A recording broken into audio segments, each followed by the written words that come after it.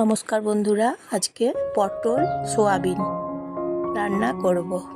এই যে দেখুন, একটা পাত্রে নিয়েছি পটল এবং সোয়াবিনগুলো জল দিয়ে ভিজিয়ে রেখে দিয়েছিলাম আগে থেকে। পটলগুলো জল দিয়ে ধুয়ে পরিষ্কার করে কেটে নিলাম। তারপর পটলগুলো ভেজে নিচ্ছি। নেড়ে চেড়ে পটলগুলো ভেজে নিতে হবে। সর্ষের তেল দিয়ে ভেজে নিতে হবে, নুন দিতে হবে, হলুদ গুঁড়ো দিতে হবে। সর্ষের তেল আগে সামান্য দিয়েছি, তারপর সর্ষের তেল আবার দেবো, নিয়ে পটলগুলো ভেজে নিতে হবে। এইভাবে সর্ষের তেল এখন দিচ্ছি, পটলগুলোকে এইভাবে বেশ ভালো করে ভেজে নিতে হবে। আজকে নিরামিষ রান্না করছি, পটল সোয়াবিন নিরামিষ তরকারি। এই যে দেখুন, পটলগুলোকে ভেজে নিতে হবে এইভাবে, বেশ নেড়ে চেড়ে। আমি জয়া, আপনারা সবাই নমস্কার নেবেন। 5 ফোড়ন কড়াইয়ে দিলাম।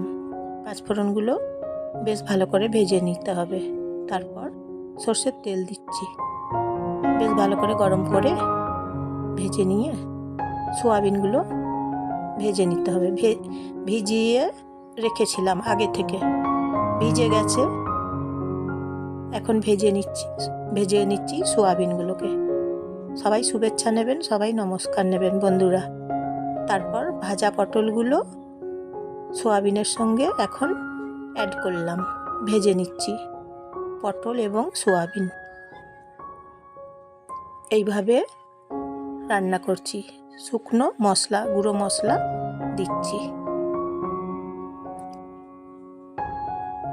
মশলা দেওয়ার পরে ভালো করে কষে নিতে হবে।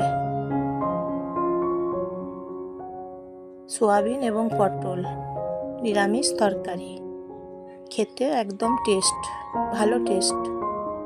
সামান্য জল অ্যাড করতে হবে এখন। তারপরে নেড়ে চেড়ে ভালো করে কষে নিতে হবে। এই যে দেখুন, পটল এবং সোয়াবিন।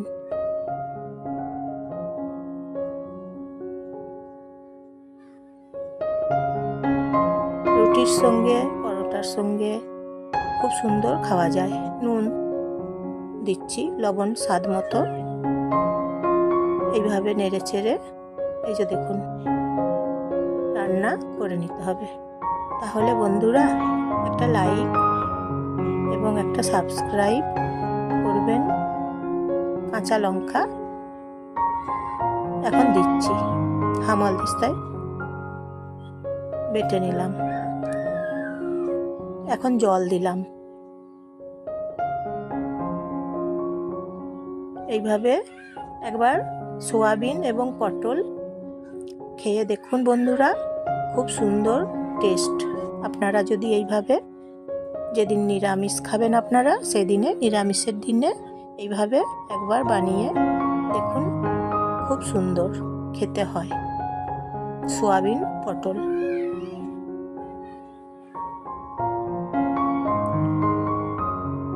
সামান্য মশলা দিলাম, পনির বাটার মশলা দিলাম, এখন অ্যাড করলাম। এই যে দেখুন।